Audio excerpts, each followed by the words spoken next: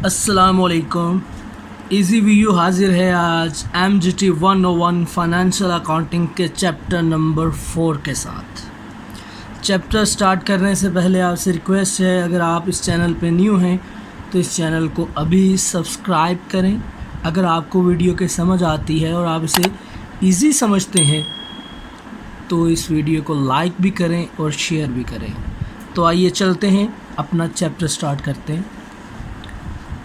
Last time की तरह ये भी जर्नल पे ही सारा चैप्टर बना हुआ है। कुछ टर्म्स हैं वो हम क्लियर करेंगे इंशाल्लाह। जर्नलाइजिंग जिस बच्चे को अभी तक नहीं आता, जिस स्टूडेंट को अभी तक नहीं आता, वो पुराने डेबिट और क्रेडिट रूल्स को लाजमी देखें। उसके बगैर जर्नलाइजिंग नहीं आ सकता, उसके बगैर आप पेपर में अच्छे मार्क्स सिक्योर नहीं कर सकते। जर्नलाइजिंग की ट्रांजैक्शन की प्रैक्टिस है जी। इसमें जो हमने ट्रांजैक्शंस की थी, जर्नल को हम बुक ऑफ प्राइमरी एंट्री भी कहते हैं, बुक ऑफ ओरिजिनल एंट्री भी कहते हैं। ये सारी चीज़ें हम पहले पढ़ चुके हैं। डेबिट और क्रेडिट रूल्स हैं, ये भी हम पहले पढ़ चुके हैं। इसका एक फॉर्मेट है जी। ये फॉर्मेट बड़ा सिंपल सा आपके सामने है। एंट्री वैसे ही पास हुई है, सैलरीज एक्सपेंस है तो उसके बदले कैश पे किया जाता है तो उसे क्रेडिट किया है। Salaries to cash account, entry वही है एक्सपेंस की, सिर्फ एक फॉर्मेट बताया कि इस तरह आपने इसको पास करना है। ज़रूरी नहीं है आपके पास आपको फॉर्मेट सारा याद रखना है। फॉर्मेट वो पेपर में भी देता है, आप वो कॉपी करके पेस्ट कर सकते हो अपने क्वेश्चन में, ठीक है, आंसर में। तो बाकी प्रैक्टिस आपको करनी है डेबिट क्रेडिट रूल्स की। अगर किसी एंट्री की समझ नहीं आती तो आप कमेंट में लाजमी पूछें, मैं आपको फ़ौरन से लाजमी जवाब दूंगा उसका। डेबिट क्रेडिट दोनों इक्वल साइड्स होती हैं, ये हम पढ़ चुके हैं। अब जैसे ये एंट्रीज हैं जी आपके पास, गुड्स बॉट फॉर कैश, आपको पता चीज़ें खरीदी, purchases debit, cash credit. Goods sold तो कैश आया, कैश डेबिट। और सेल्स क्रेडिट, हमने कहा था गुड्स अपने नाम से ना डेबिट होती हैं ना क्रेडिट होती हैं। Good. Loan taken from friends in cash, अब आपने लोन ले लिया अपने फ्रेंड्स से, लोन आपके पास कैश तो आएगा, ठीक है, आपके पास कैश तो आएगा, इसलिए कैश डेबिट। और जो आपने पैसे देने हैं लोन, वो आपकी लाइबिलिटी है, वो आपका क्रेडिट हो गया। ये देखिए एंट्रीज पास भी की हुई है उसने। ये तीसरी एंट्री, पहली दो तो आपको क्लियर थी, तीसरी एंट्री देखो, लोन फ्रॉम फ्रेंड्स, वो आपकी लाइबिलिटी है, जो कैश है वो एसेट है, वो डेबिट, और लाइबिलिटी क्रेडिट। ये जिनको रूल्स याद है उनके लिए लेक्चर है, दूसरे लोग चाहे ना देखें। रूल्स पहले याद रखो, एंट्री पास करने की पिछले लेक्चर देखो तो आपको इसकी समझ आएगी। कंपाउंड अकाउंटिंग एंट्री, ये पेपर में पूछता है जी।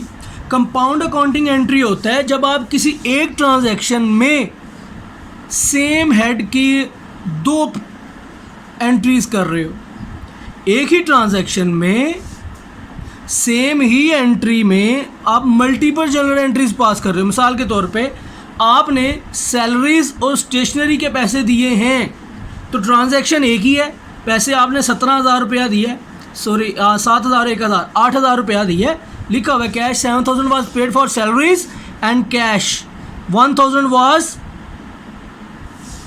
Paid for purchase of stationery. 7,000 आपने सैलरीज का दे दिया, अब कैश दोनों में सेम है, इसलिए इसको कहते हैं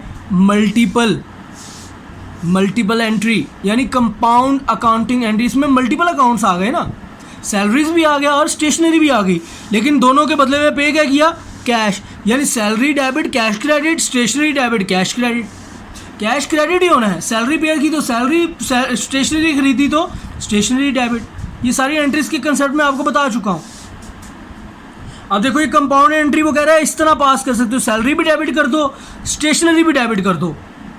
याद रखना, ध्यान से देख लो, सैलरी 7,000 की थी, उसके सामने 7,000 है, स्टेशनरी के सामने 1,000। अब टोटल जो कैश क्रेडिट हुआ वो 8,000 का है।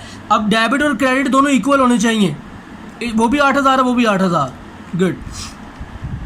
इसके बाद ये प्रैक्टिस है जी आपकी, ये आपने देखनी है। जो ना समझ आए कमेंट में लाजमी पूछें, हम इन पे बात कर चुके हैं काफ़ी सारी। डिस्काउंट, डिस्काउंट क्या होता है, कंसेशन, चीज़ खरीदने पे भी हो सकता है, चीज़ बेचने पे भी हो सकता है। अगर आप चीज़ खरीद रहे हैं आपको डिस्काउंट मिला, इसे कहते हैं डिस्काउंट रिसीव। आप चीज़ बेच रहे हैं, आपने डिस्काउंट दिया बेचने के लिए, तो वो क्या है, डिस्काउंट अलाउ। डिस्काउंट दिया भी जाता है और लिया भी जाता है। खैर ये बातें आपको पहले से क्लियर हैं क्योंकि आप अक्सर ख़रीदो फरोख्त करते रहते हैं।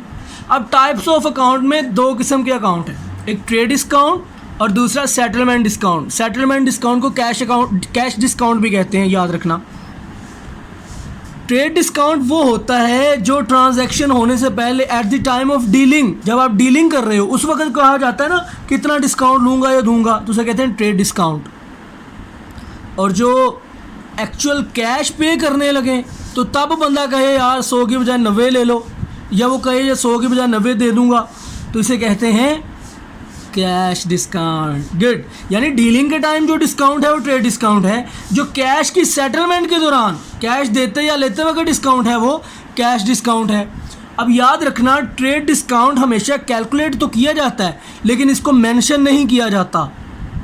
मिसाल के तौर पे आपने कोई चीज़ 100 वाली 90 में ली है तो आप सीधा लिखोगे कि 90 में ली, लेकिन अगर कैश डिस्काउंट होगा तो आपने मेंशन करना है कि भाई 10 का डिस्काउंट है फिर 90 की है। यानी ट्रेड डिस्काउंट कैलकुलेट करते हैं लेकिन मेंशन नहीं करते। कैश डिस्काउंट या सेटलमेंट डिस्काउंट कैलकुलेट भी करते हैं और मेंशन भी करते हैं। इसकी एग्जांपल्स आगे लिखी हुई। ये ट्रेड डिस्काउंट की है जनाब, कोई चीज़ खरीदी है उस पर 2 रुपये 220 की थी, उस पर उसने 10% डिस्काउंट दिया यानी 22 रुपये, 198 की बकी बची। लिहाजा उसने कैलकुलेट किया, सीधा सीधा लिखा परचेजेस टू कैश 198 किया, उसने 220 नहीं लिखा, उसने उसमें से डिस्काउंट माइनस करके लिखा है। लेकिन अगर ये कैश की होती, कैश डिस्काउंट की होती 5%, तो फिर क्या करना था आपने, कैश डेबिट रिसीव करते हुए कैश डेबिट। जब कैश रिसीव करेंगे जाहिर आपने डिस्काउंट दिया, जो आप डिस्काउंट देते हो वो आपका एक्सपेंस है, आप उसे अपना खर्चा कंसिडर करते हो। जो डिस्काउंट आप लेते हो रिसीव करते हो वो आप अपनी इनकम शो करते हो।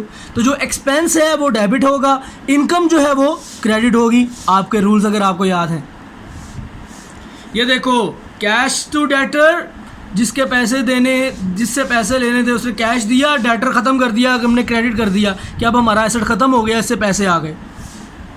अब हमने उसे डिस्काउंट दिया है, डिस्काउंट दें तो एक्सपेंस। अब इस एंट्री को अगर इकट्ठा करें, कैश भी डेबिट, डिस्काउंट अलाउ भी डेबिट और डेटर को इकट्ठा क्रेडिट करेंगे कि 11,400 हमने उससे कैश ले लिया, 600 का हमने उसे डिस्काउंट दे दिया और टोटल हमारी सेटलमेंट कितनी होगी, डेटर की ख़त्म हो गया हमारा डेटर 12,000 से। लॉजिक को समझो, कैश जितना मिला वही लिखेंगे, जितना डिस्काउंट दिया वो एक्सपेंस में लिख देंगे, यानी दोनों डेबिट और क्रेडिट। हमारा पूरा डेटर 12,000 से ख़त्म हुआ। इसको ज़रा समझना। आगे जी इसी की प्रैक्टिस है, प्रैक्टिस प्रैक्टिस प्रैक्टिस। ना समझ आए तो आपने अपने कमेंट सेक्शन में लाजमी पूछना है। ये सैलरीज पेड का आपको बताया हुआ है, salaries debit cash credit. Rent pay करो तो रेंट डेबिट कैश क्रेडिट। देखो, rent paid to Jamal, rent paid to फलां, रेंट पेड टू फलां, जिसको मर्जी दो एक्सपेंस। यार आपने सिर्फ डेबिट करना है एक्सपेंस को, एक्सपेंस डेबिट और क्रेडिट कैश। गुड। उसने मिसाल भी दी है, एक्सपेंस और ये जमाल का नाम, उसने कहा जमाल को डेबिट नहीं करना आपने, एक्सपेंस ही डेबिट करना है, और क्रेडिट कैश जो उसके बदले में पे किया है।